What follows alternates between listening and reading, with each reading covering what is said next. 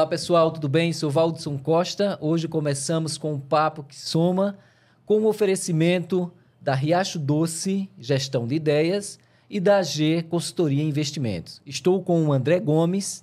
Olá pessoal, começamos o segundo episódio do Papo que Soma com apoio da Estúdio JP, da FAM FGV, do portal Embarque Nordeste, Daniele Oliveira, nutricionista, e Promova Marketing Digital, Valdson. No Papo que Soma de hoje, estamos com Keile Lima, que é diretor do Sebrae, e veio conversar um pouco conosco aqui sobre empreendedorismo e sobre a forma que o Sebrae está atuando aqui no estado. Olá, Keile, obrigado pela sua presença. É uma satisfação ter um amigo como você aqui, debatendo um pouco com a gente sobre micro e pequenas empresas, empreendedorismo. Então, uma grata satisfação ter você aqui hoje. Obrigado, Vadson. Obrigado, André. Querido amigo. Aliás, todos dois, né? Grandes amigos. Um já conheço há bastante tempo aí da comunicação. E André aqui na área do empreendedorismo, dos negócios. E é um prazer a gente bater um papo aqui sobre Sebrae, sobre desafios das pequenas empresas, mas também de oportunidades, não só para o mercado alagoano, né, mas os desafios da pequena empresa em outros mercados. Perfeito. Keile, me diz o seguinte, como o Sebrae está estruturado hoje aqui em Alagoas? Tanto numa questão de sede, como mesmo de alcance para esse pequeno, para esse empresário, esse empreendedor que busca diretamente apoio junto ao Sebrae Alagoas? Boa pergunta. Até porque onde nós estamos localizados hoje, nós temos um desafio que vem sendo debatido internamente, né? O Sebrae hoje está no centro da cidade, vizinho ali ao... Antigo Buarque de Macedo. Na Buarque de Macedo, né, praticamente. Vizinho ao grande empreendimento que existiu ali por décadas, mas que hoje... com a sua saída do Bom Preço ali, criou um verdadeiro... vácuo, né? Um verdadeiro cemitério, digamos assim, de casas abandonadas, de terrenos abandonados, de negócios que saíram dali, porque aquela atividade ela era naturalmente um polo gerador de negócios no entorno. E eu digo que é uma excelente pergunta, porque... hoje, praticamente, no nosso entorno só existe o Sebrae, né? O Vamo, que é ali a venda de passes para ônibus, né? Abastecimento de cartão, Antiga essas Transpal. coisas, antiga Transpal, e algumas poucas clínicas e escritórios ali. E isso é importante ser dito porque uma das coisas que nós estamos debatendo é a revitalização Do centro de Maceió. da Buarque de Macedo, não só do centro de Maceió, mas da Buarque de Macedo, né? E a gente está discutindo isso já com a prefeitura de Maceió e no primeiro nome que a gente colocou lá seria o Renasce Buarque de Macedo. Analogia ao Renasce Salgadinho. Ao Renasce Salgadinho. Afinal de contas, porque é exatamente do Salgadinho para frente em que aquela região praticamente foi toda desmobilizada. Então, a ideia é, junto com a Prefeitura de Maceió, nós podermos discutir um projeto de incentivo, de revitalização, de comercialização de parte daqueles imóveis, porque, eventualmente, ali pode ter alguma coisa de herança, alguma coisa assim, mas permitir a retomada de negócios na região. E tanto é que nós temos um evento dentro do Sebrae, dentro do calendário do Sebrae, que é o Startup Day. E uma das coisas que nós já tomamos também, uma decisão, é que o Startup Day não será fora do entorno da região. A nossa proposta, nós vamos, obviamente, ainda oficializar isso ao município, mas a nossa proposta é que o Startup Day ele ocorra na rua do Sebrae Alagoas. A gente fecha aquela rua para fazer o evento. Esse esvaziamento dessa região, ele comprometeu o acesso ao Sebrae? Não comprometeu o acesso ao Sebrae, porque da pandemia para cá, né, muitos dos serviços do Sebrae eles foram digitalizados, né? Digamos assim. Houve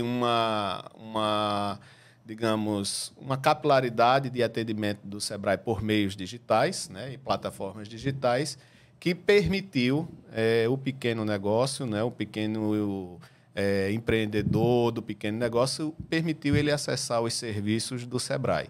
Então, em nenhum momento o Sebrae parou por conta da pandemia, né? Muito pelo contrário, os desafios foram enormes, mas mostrou também, não só para o Sebrae, mas para todos os órgãos da administração pública, inclusive, de que era possível, sim, utilizar da tecnologia para entregar produto, para entregar serviço. Então, o fato de nós estarmos localizados no centro não impede, né?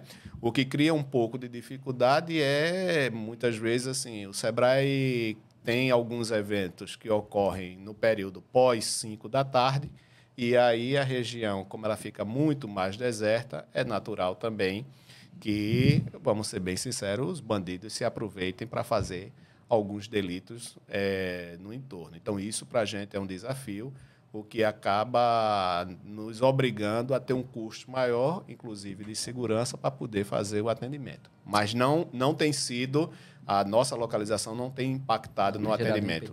Não, de forma nenhuma. Kelly, vamos falar um pouquinho do papel do Sebrae no apoio mesmo ao micro, ao pequeno, né? A gente tem algumas estatísticas aí de micro e pequenas empresas. Me corrija se eu estiver errado, a gente tem em torno de quase 7 milhões de empresas abertas no país, onde mais de 90% considerado micro e pequena empresa, e a empregabilidade corresponde a quase 60%, né, para micro e pequena empresa.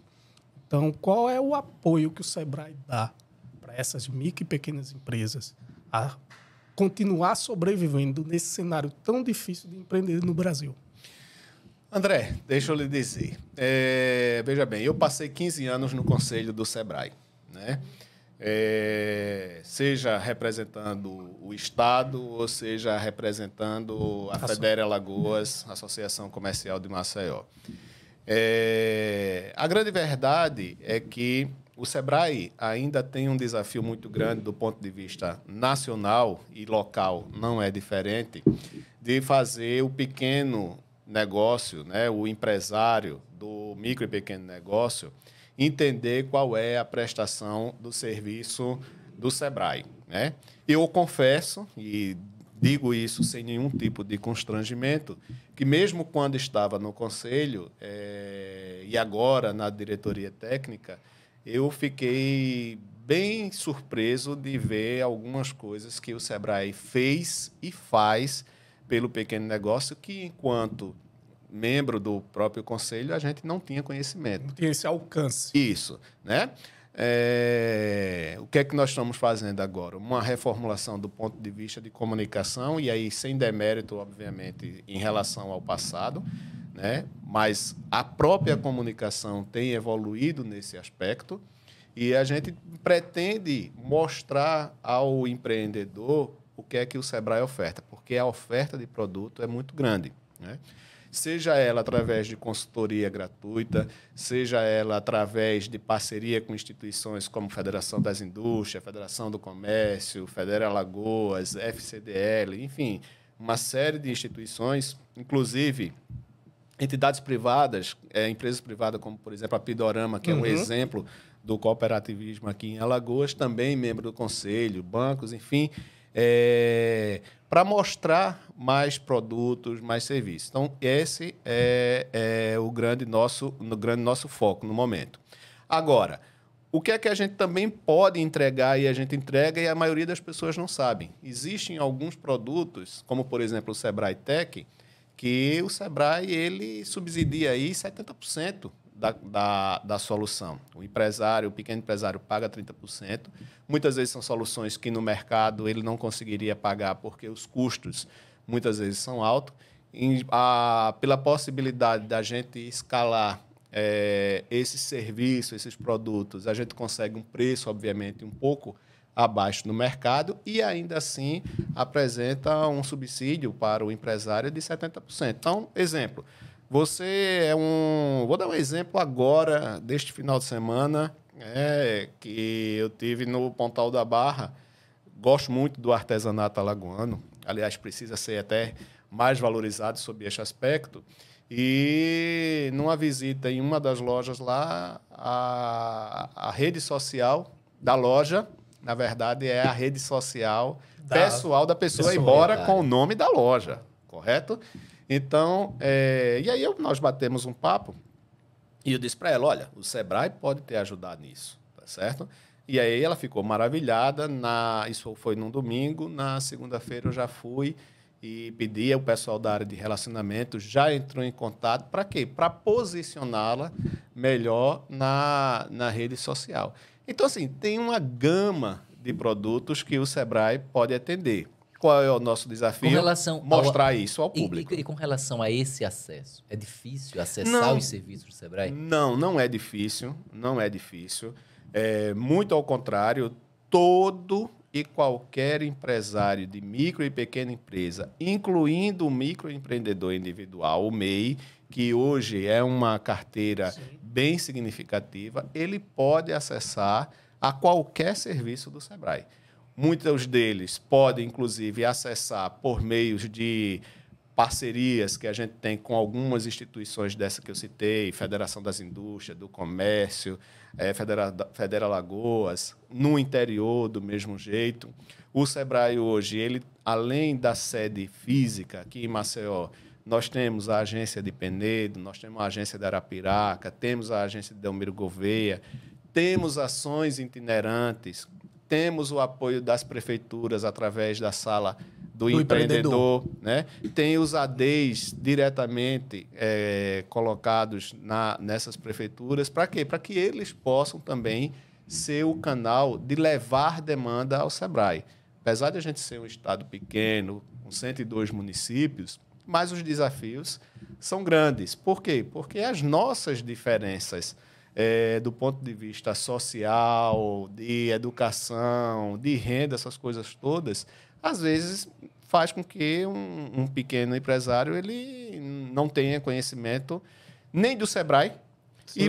E há um exemplo disso, no caso do MEI, ele nem sabe muitas vezes que ele tem que fazer a declaração anual. Exemplo, recentemente, numa visita em Arapiraca, nós fazemos um atendimento a um cliente local lá e do lado dele tinha um rapaz que vendia rede, chapéu, camisas e tal.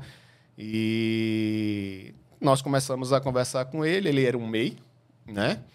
E a gente perguntou quanto é que ele estava pagando e tal. E ele disse R$70 que eu pago do MEI. A gente disse, não pode ser R$70 o seu pagamento do MEI, porque não é esse o valor, né? E aí, na conversa, se descobriu que, na verdade, ele pagava R$70 de tarifa da conta corrente dele. Né? E aí, imediatamente, nós, numa que eu estou chamando na busca ativa, né, que é um dos objetivos dessa nova gestão, disse, vamos lá e agora vamos resolver o problema deste empreendedor. Porque ele acha que está pagando R$70 ao Sebrae. A Receita como MEI. Inclusive, gozar os benefícios do INSS depois, quando, na verdade, ele estava pagando era tarifa ao banco. É a falta de informação, né? Eu já vi situações muito semelhantes, principalmente com associação, que muitas vezes não consegue entender esse caminho jurídico, esse caminho tributário aí, e acaba se endividando mais na frente. É porque, deixa eu lhe dizer uma coisa, o Brasil ele tem uma anomalia crônica dentro das instituições, né? E se você for pegar os programas governamentais, não importa qual a cor do governo, se é vermelho ou se é azul, ou verde e amarelo, né, ou qualquer coisa do gênero, os caras pensam na quantidade e esquecem na qualidade. O MEI foi um projeto de política pública importantíssimo para a inclusão social de muitos empreendedores que viviam na informalidade. Isso é um aspecto super importante. Só que esqueceu de uma coisa. A gente tem uma boa parcela deste empreendedor individual que ele não tem conhecimento básico de educação. Que muitos deles sequer sabem ler. Então, essas políticas do Brasil, de tudo olhar número, quantidade, tudo isso para todos, sem qualificar melhor, geram essas anomalias, geram muitas vezes dívida para o cidadão brasileiro, que depois bota a mão na cabeça sem saber de onde surgiu o problema. E muitas vezes acha que a dívida vem da formalização, né? De você isso. E aí formal, o que é que acontece? O cara diz o seguinte: É eu não vou me formalizar porque eu não vou pagar tributo. Mas veja a lógica aqui. Porque essa política do tudo para todos, né? Ela cria uma anomalia de que, assim, ser empreendedor é uma coisa ruim. Não. Ser empreendedor é uma coisa boa, primeiro porque você busca a sua independência, a sua remuneração vai ser pela sua capacidade de entrega, que é um dom natural de cada um que empreende, né? E há benefícios, como também compromissos, né? Perfeito. Mas o compromisso se dá, inclusive, no compromisso de entregar um produto ou um serviço de melhor qualidade para o seu cliente, né? E aí, obviamente, que na medida em que você consegue achar o seu nicho, você tem um tributo que vai ser pago, que no caso do MEI não é pelo que ele fatura, e sim um valor fixado, e ele tem alguns outros benefícios.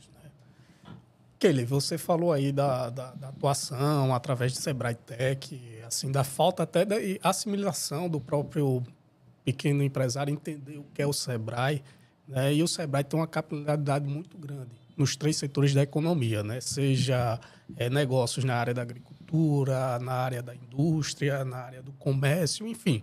O Sebrae atende, né, as 3 vertentes econômicas dentro do Estado. Hoje, quais são os principais programas do Sebrae para essas 3 áreas? Então, na verdade, assim, não existe um programa, digamos assim, específico em volumes iguais para as áreas. O que existe são prioridades que são dadas por tempos e tempos. Exemplo, lá atrás, e aí eu falo isso porque já estava dentro do Sebrae, a gente começou a fazer o estudo da produção de eucalipto, por exemplo, para as áreas de encosta, né, das áreas de canas aqui, encostas da região da Zona da Mata. Veja, isso é um projeto que já vem há muitos anos. Quase 20 anos. Há muitos anos. Foi em 2008. Tá? E assim, muitas vezes as pessoas dizem, mas tem muito recurso envolvido, aí você tem a questão de, porque beneficia grande. Não, não beneficia o grande, né? A gente precisa entender de que, embora o Sebrae seja uma entidade, né, voltada para o fomento da micro e pequena empresa, a gente tem prioritariamente que atender isso, mas a gente precisa olhar enquanto cadeia produtiva que vai permitir o pequeno negócio acessar um determinado nicho de mercado, né? Os resultados disso vão vir agora, tanto que a própria Duratex já anunciou, não voltou atrás na planta, apenas adiou a implantação de uma unidade fabril para a produção de MDF, né? Aqui em Alagoas. Está adiado aí por 2 anos, muito mais por uma conjuntura econômica, né? Não é por uma questão de o estado de Alagoas não é competitivo. Até porque todas as condições foram criadas lá atrás para a implantação desse projeto. Exatamente.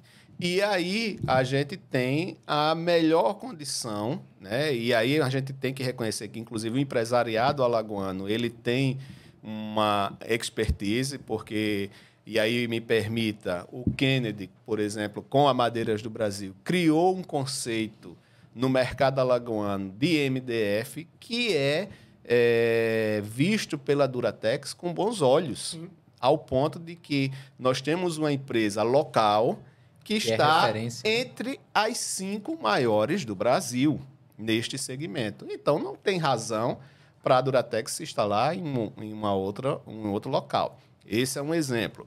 Outro exemplo é o segmento do leite, da bacia leiteira, né? Foi feito todo um projeto. Eu, particularmente, enquanto membro do conselho na época, também participei de algumas missões técnicas voltadas para esse segmento. E hoje, o resultado disso é que foi até anunciado Sim. recentemente, agora no sábado pós-carnaval, o governador Isso. Paulo Dantas Aí nas da redes Da Nativille Da Nativille para a Batalha. para a batalha. Uma nova Veja, indústria. Sim. é mais uma nova indústria, fruto de um investimento de longo prazo que permitiu, né, uma decisão de investimento agora. Beneficia quem? O pequeno produtor. Foi um investimento bastante significativo e mais que o resultado está aí, né? No segmento do comércio, também nós temos outras ações que são desenvolvidas com a participação da Associação Comercial de Maceió, com a Federação do Comércio. Enfim, então, não existe, André, um setor específico, né? Se você disser qual é o projeto hoje a gente tem ações nas 3 áreas. Nas Correto? 5 regiões do estado também? Todas Temos as nas regiões? 5 regiões do estado. Nós temos a cadeia na área de comércio e serviço. O investimento que o Sebrae já fez no segmento do turismo, Sim. no segmento de hotelaria, no segmento do artesanato, né? A indicação geográfica do filé, por exemplo, na questão do Vários artesanato. restaurantes. Né? O próprio ordenamento dos ambulantes na praia de Maceió, na orla de Perfeito. Maceió. Então, assim, as ações que o Sebrae faz, elas são muito capilarizadas, né? Então, ela vai estar presente em vários setores. Agora, o que é que ocorre, que esse talvez seja o maior desafio, e aí é o que, enquanto Sebrae, a gente, e enquanto sociedade também precisa ser cobrado através das associações, é que muitas vezes a gente faz a descontinuidade de ações que já entrariam num ponto de maturação. E aí, muitas vezes, você acaba, um projeto interessante que estava sendo desenvolvido aqui, ele acaba sendo abandonado. Morre em determinado estágio, Morre, né? não pela falta de apoio, mas pela falta De de continuidade. articulação institucional. E esse talvez seja o nosso maior desafio. E com relação a esse empreendedor que busca diretamente o Sebrae, qual é o maior desafio dele? Você já chegou a falar um pouco da necessidade de uma educação até mesmo voltado para essa ideia do empreendedorismo, de entender, seja a questão jurídica, uma questão contábil mesmo, muitas vezes. Mas o que é que vocês percebem? Qual é a maior dificuldade hoje? Seja nesse processo, tanto do campo tanto no campo do comércio como na questão rural, já que vocês atendem também o campo, né? Perfeito. Não é só área urbana. De forma bem didática. O brasileiro, ele, quando está doente, é que ele vai ao médico. Ele não faz o preventivo, né? Faz os exames corriqueiro, não faz nada. O cara assim, eu estou com a dor de cabeça, aí ele vai ao médico porque é recorrente e tal. Né? Cultura, né? É uma cultura, né? E isso decorre da nossa cultura da falta de planejamento, que é uma etapa preventiva de avaliar riscos, oportunidades, essas coisas todas. A gente ainda está num cenário de empreender por sobrevivência. Isso. Né? E Isso. se você empreende por sobrevivência, você pensa no prato de comida. Isso. Diferentemente do americano, que ele empreende porque para se desenvolver. Eu só espero que o prato de comida não é porque eu esteja um pouco mais forte. E por isso estou indo para a academia. Né? Então, é um pouco disso. Né? Ou seja, o empreendedor, em geral, quando procura o Sebrae, ele procura, que eu fiz essa fala tem algumas semanas lá dentro, eu disse, o cara só vem aqui já porque ele está doente lá atrás. Né? Em alguns casos, ele acha que o Sebrae é a UTI do negócio dele. E quer o resultado muito rápido. Ele quer o resultado rápido, ele diz que não tem mais recursos para investir. Né? E muitas vezes, por exemplo, numa solução do Sebrae Tech, em que o Sebrae ele subsidia 70% e ele vai pagar 30%, ele vai dizer que não tem como pagar. Né? E olha que se paga até em 10, 12 vezes. E alguns enfim. acham que no Sebrae vai dar dinheiro, né? Chega lá, e alguns acham que o Sebrae vai dar dinheiro, acha que vai dar a solução para ele. Enfim, então o cara, quando chega ao Sebrae, ele só chega porque ele já está com a língua do lado de fora, né? E nas últimas, né? Nas últimas, e quer que a gente dê a solução. Mas, meu amigo, você está com esse problema há quanto tempo? Não, eu estou há 5 anos, 10 anos. Ah, não, eu tenho 1 ano. Sim, mas por que você montou um negócio? Ah, eu montei um negócio porque a minha vizinha colocou e deu certo. Mas você não tinha nem vocação. Não, mas porque o meu pai, a minha mãe colocou. E aí começa. Então, para tudo tem um porquê que ele colocou o negócio e tudo tem um porquê que não deu certo. E depois, que não dá certo mesmo, porque ele não quer fazer a mudança, aí ele diz, a culpa é do Sebrae. Não, a culpa não é do Sebrae. Né? Você chegou depois. Hoje, por exemplo, eu recebi a ligação de um amigo em que pediu uma ajuda para um rapaz que comprou uma franquia e a franquia simplesmente não deu nenhum tipo de instrução para ele. O que, aliás... É estranho, né? Não é estranho, não, porque eu já tive a oportunidade de passar por uma determinada franquia e talvez pela experiência eu não faria. Era só o nome franquia, não era bem... Não estou dizendo que não recomendo. Claro que existem as que têm um diferencial no mercado, mas ele caiu numa situação muito semelhante. E ele disse, eu preciso que o Sebrae ajude. E, imediatamente também entrei em contato com a área de relacionamento, disse, entre em contato com essas pessoas, expliquei a situação e tal, e aí já entrou, já marcou uma conversa. Veja, quando chega nesse estágio, é bom, porque o cara está tendo dificuldade inicial. Mas quando já chega num estado avançado, né, muitas vezes a gente não consegue atender. Então, o Sebrae tem também este público e quero lhe dizer que ele não é uma minoria. Né? E essa talvez seja um dos grandes motivos em que a gente tenha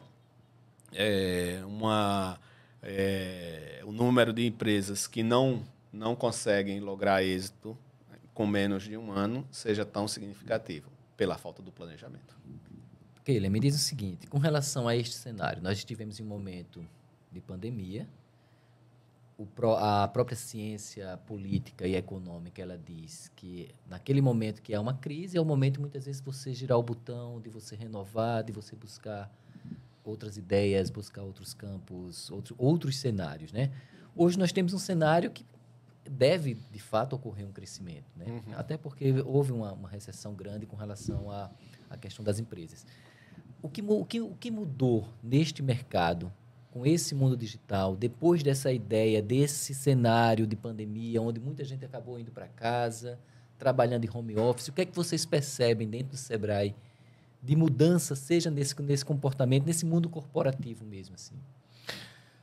Olha, o que mudou, na verdade, foi a forma de fazer negócio. Né? Primeiro, o seguinte, você tinha poucos canais para negociação e hoje eu posso dizer que existe multicanais para fazer negócio. Né? O seu produto ele pode estar em Alagoas, pode estar no Amazonas, pode estar onde ele for nesse país. Né? Você só não vende se o seu produto não for bom. Você só não vende se você está entregando um produto em que o mercado realmente não faz a aquisição dele. Então, o que mudou foi isso. Agora, o que é que deve acontecer? Ainda existem muitas cadeias sofrendo algum grau de dificuldade. Né? A pandemia ela criou problemas, sobretudo para o segmento do turismo. Né? Esse mercado foi bem impactado, ou seja, qualquer mercado em que você tinha relações de pessoas... Consumo direto, né? Ele também, foi né? diretamente impactado com isso. Alguns conseguiram dar sequência, outros não, outros tiveram que ser adquiridos, botaram sócios para dentro que tinham algum capital para tocar a vida da empresa e por aí vai. Ótimo que as pessoas que tenham visto oportunidades tenham feito a manutenção de algumas empresas que eram reconhecidas no mercado. Eu acho isso muito louvável. Né? Agora, alguns segmentos ainda vão sofrer. Por quê? porque algumas atividades, elas, digamos assim, sofreram um pouco do efeito manada, do tipo, eu vou produzir essa xícara aqui porque eu vi que André estava produzindo Tem uma demanda. e tem uma demanda e tal, mas não conhecem a forma de produção, não conhece o mercado, não conhece preço, não conhece a estrutura de custo, distribuição. E aí, assim, aproveitou uma onda, mas e depois que a onda passou? O exemplo mais clássico aí é saneantes, certo? Sim. Houve um estouro aí de produção Sim. de álcool em gel, né, álcool 70, enfim. Né, essa demanda aí da pandemia, né, era uma demanda muito latente, porque era um produto de higiene pessoal para combater o próprio Covid, mas tem muita gente que não teve essa estrutura, né? Aliás, que não tinha uma estrutura para permanecer com o estabelecimento, que o problema vai vir agora. Exemplo também, por exemplo, produção de máscaras, né? Quando se permitiu o uso de máscara em tecido, essas coisas todas, o que se proliferou de máscara em tecido era uma coisa absurda. Eu acho que hoje, se você for procurar a sua máscara que você comprou lá atrás, você já nem encontra mais. Não sabe nem onde está, né? Então, assim, houve algumas mudanças de chaves interessantes. Alguns mercados cresceram, alguns mercados foram abertos durante a pandemia. Esses entraram num ponto de stand-by para poder ele voltar a ter mais à frente. E voltou, por exemplo, eu tenho muitas histórias de quiosques de shopping, enfim, até de ruas em que os centros sejam mais organizados, as ruas sejam mais organizadas, que se montou um negócio quando veio a pandemia. Mas no delivery, sim, ele foi embora, ele partiu, sim, ao ponto de que seguiu, né? Hoje tem mais de um negócio físico. Então, o que mudou, basicamente, foram os canais, né? Hoje nós temos multicanais para a comercialização do produto. Qual é o desafio? Agora é o seguinte, eu quero saber onde que eu tenho realmente o meu cliente, qual é o meu nicho. Agora está na hora de você buscar agregar valor. Por quê? Porque os preços subiram na pandemia, mas alguns já estão voltando ao normal. Alguns caíram, inclusive, de forma bem significativa. Vai continuar uma pressão nos preços? Vão, porque, infelizmente, ainda no Brasil, especificamente, a gente tem uma cadeia de insumos que é muito dolarizada, porque a gente não tem os insumos aqui, de ponto de vista interno, né? Então, essas cadeias que dependem desse insumo vão continuar pressionando. Bom, qual é o risco? A gente tem um cenário econômico, né, para 2023 ainda muito diverso, né? Os números vão se mostrando de que nós vamos andar de lado. Ok. E o que é que eu vou planejar em 2023 para entrar em 2024? Não andar de lado e andar para frente. Porque se eu for continuar andando de lado, eu corro o risco de andar para trás. E aí o negócio pode absolutamente definhar e desaparecer. Talvez assim, esse seja o grande desafio dos pequenos negócios. Redes sociais foi muito utilizada, todo mundo acha que as redes sociais é a salvação, mas não é bem por aí, né? As redes sociais, ela pode ser a salvação, mas pode também ser a sua crucificação. O grande problema. O grande problema, porque se você não souber comunicar ou você comunica algo que é diferente do que você entrega, você está vendendo expectativa. E se você frustrar a sua expectativa porque o seu produto não atendeu, a resposta é direta lá também. E imediata, muito mais rápida do que era no passado. No passado, o consumidor até ele permitia ter produtos que não fossem de boas qualidades, porque eles não conheciam outros produtos, mas hoje um produto ruim é imediatamente disseminado nas redes sociais. Tome esse café, peça um café desse, e quando você colocar aqui, tiver uma moscazinha ou um bichinho, direto. Tchau. Verdade. Quero falar um pouquinho de política pública, política institucional voltado para micro e pequena empresa. A gente teve lá atrás a Lei Complementar 123 de 2006, voltada sobre a Lei Geral para micro e pequena empresa, que a ideia era fomentar o desenvolvimento das micro e pequena empresas, a fim de contribuir para a geração de renda, inclusão social, diminuir um pouco essa informalidade, enfim, né? Uma coisa voltada mesmo para o desenvolvimento econômico e para alavancar as micro e pequenas empresas. A nível Alagoas, né? Atualmente, como é que está o papel e o desenvolvimento do SEBRAE como instituição de suporte para a aplicabilidade das ações da Lei Geral? Então, a Lei Geral, ela ainda tem, André, alguns desafios que precisam de superação. A nível nacional. A nível nacional e a nível local. Isso depende muito de que unidade federativa nós estamos falando. Né? Exemplo, dentro da Lei Geral e dentro da Lei da Liberdade Econômica também, porque assim, a 123 ela veio, mas na sequência vieram outros regulamentos que vieram conectando... Né? Isso. Que é o nosso problema quando a gente implanta algum tipo de política pública. Né? Você nasce uma lei, né? Mas não a regulamenta, não a esclarece, e lá na frente a gente fica fazendo coxa de retalho para poder acertar. Aditivando para poder... Exatamente. Na verdade, assim, né? O Brasil ele é um produtor de Frankenstein e consegue piorar o que já é ruim. Né? Aliás, eu até digo que parte da reforma tributária não sai, porque do jeito que está, essa esquizofrenia tributária... ICMS, né? Demais. Do ponto de vista tributário, de um modo geral, do ponto de vista que ele está, ele interessa a todo mundo. Correto? Porém... exemplo. A todo mundo, menos o empresário. A todo mundo é a todo mundo. Até o empresário, na sua opinião. Até o empresário, na minha opinião. Por uma razão muito simples. Né? Isso funciona mais ou menos o seguinte. Eu finjo que arrecado, finjo que a lei está sendo cumprida, eu finjo que pago e finjo que estou obedecendo. Isso. E está tudo muito bem. E vamos embora. E é assim que funciona. Então... E abre um portal paralelo para a sonegação. Isso aí não é um portal. Isso é uma avenida que todo mundo utiliza. E aí se cria os Frankenstein, né? Não que eu seja contra a 123, o Simples Nacional, não, nada dessa natureza. Mas o fato de a gente não conseguir buscar uma equação tributária que atenda a todo mundo, e aí eu não estou falando, porque muitos falam de reforma tributária sob o aspecto da alíquota. Não é isso.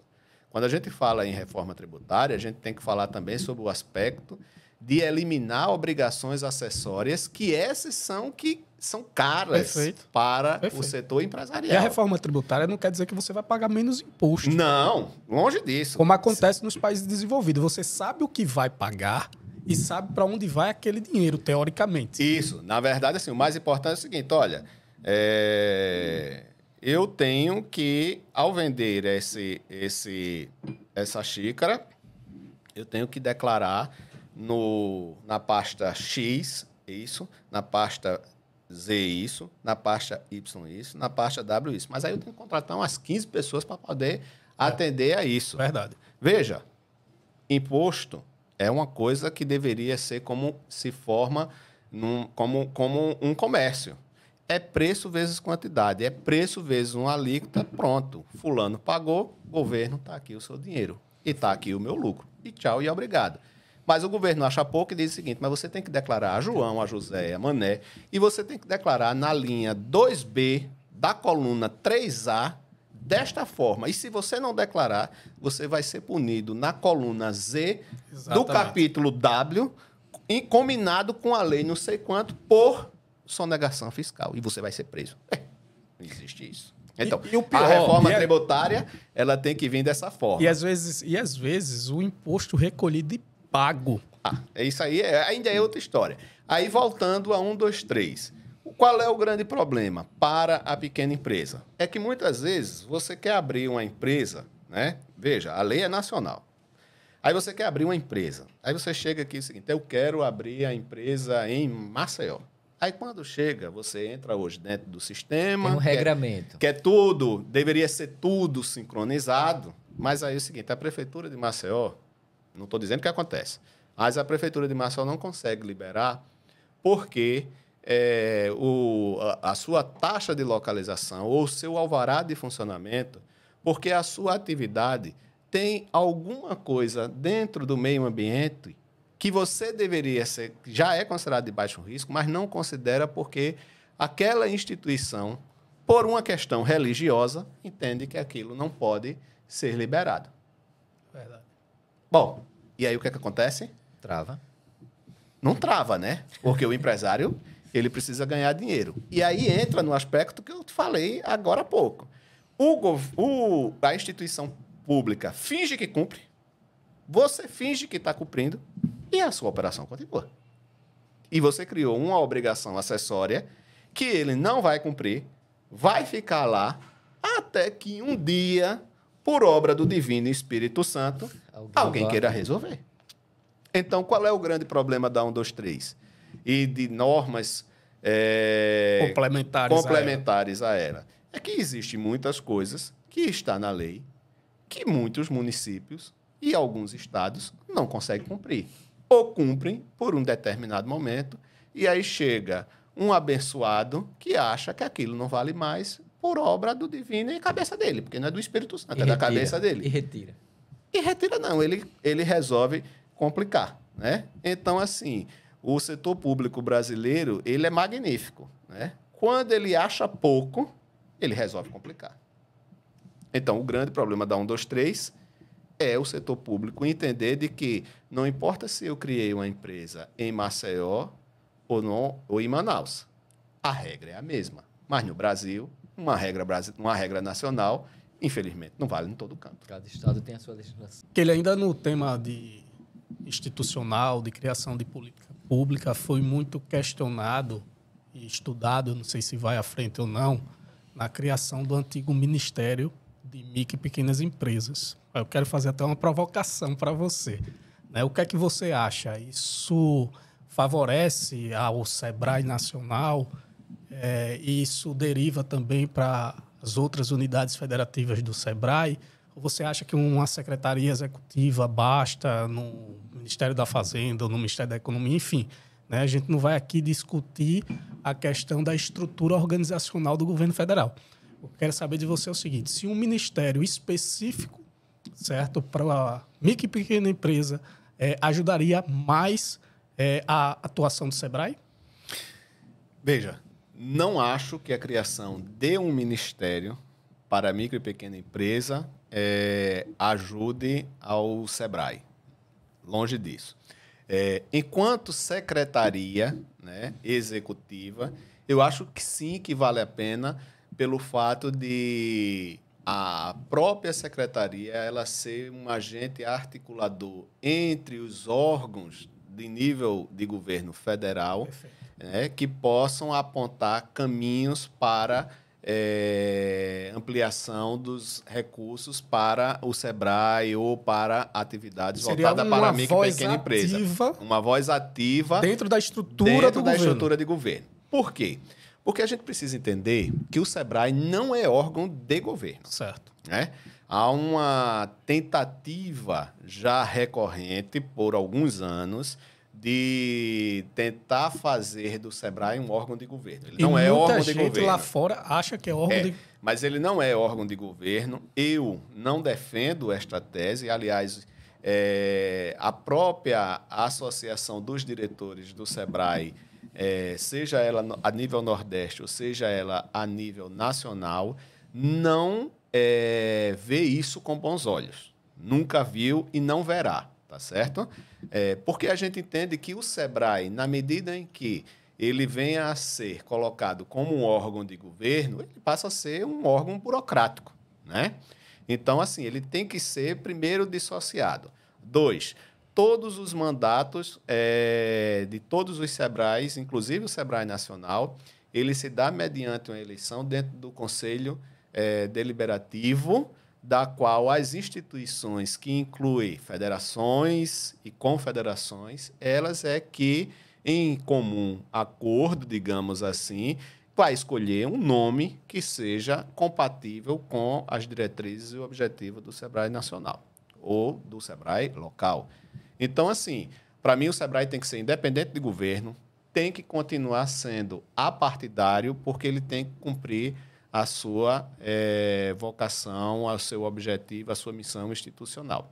Enquanto secretaria, como já existe hoje uma secretaria voltada para a pequena empresa, espera-se que ela seja um canal, né, condutor de novas ações, de novos projetos, mas que tenha como objetivo principal o fortalecimento da instituição SEBRAE e não a institucionalização do SEBRAE enquanto governo. Perfeito. Keile, para a gente encerrar a nossa conversa, me diz como é que esse pequeno empreendedor, seja um empresário mesmo, ele pode acessar o SEBRAE aqui em Alagoas, seja na capital ou no interior. Qual é o melhor caminho para acessar esse serviço? Bom, se ele estiver na capital ou no interior, ele pode procurar uma das nossas sedes ou das nossas agências que estão no interior.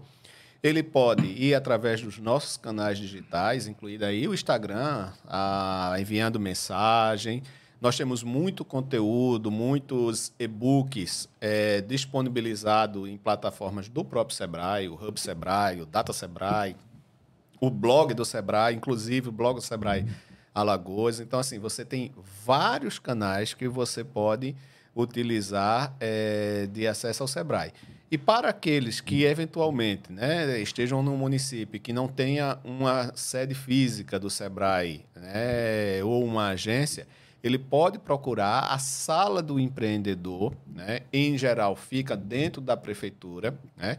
Por quê? Porque esta sala do empreendedor, lá vai ter um agente de desenvolvimento que é o elo de ligação com o SEBRAE em trazer as demandas, seja do empresário, seja do município, ou seja da própria prefeitura. Então, os canais do SEBRAE, eles são diversos, né? E tem os números também, os 0800 do SEBRAE, que ele pode se comunicar. Mas hoje todo mundo tem rede social, né? Então, se ele tiver alguma dificuldade, segue lá o SEBRAE Alagoas, segue lá o SEBRAE Nacional. Tem sempre muito conteúdo sendo disponibilizado, tem boas dicas. Agora mesmo no período do Carnaval a gente fez uma série de dicas voltada para essa festividade. Pode aproveitar oportunidades de comunicação, de canais que são os mais diversos. Keile, queria agradecer aqui pelo teu tempo, né, pela tua disponibilidade de fazer parte desse projeto que está iniciando, certo? E desejar bastante sucesso nesse teu novo desafio. E espero que o papo tenha somado aqui com a gente. André, eu quero agradecer. Eu acho que todo papo que soma é muito bom, né? E papo que soma, inclusive, em determinados momentos, divergindo de opinião. Eu quero parabenizar vocês. Eu acho que é uma oportunidade ímpar para o mercado alagoano, mas também para o mercado brasileiro, de conhecer um pouco de ações que a gente desenvolve, né? Não só do SEBRAE, mas diversas instituições. Alagoas, ela é riquíssima, ela tem know-how em muitos segmentos que muitas vezes a gente desconhece. O próprio pessoal, né? O próprio cidadão alagoano acaba desconhecendo, e a gente precisa encontrar canais para mostrar que Alagoas é diferente. Então, eu quero parabenizar vocês dois. O papo que soma, eu tenho absoluta certeza de que será um grande sucesso. Espero voltar em breve. Grato.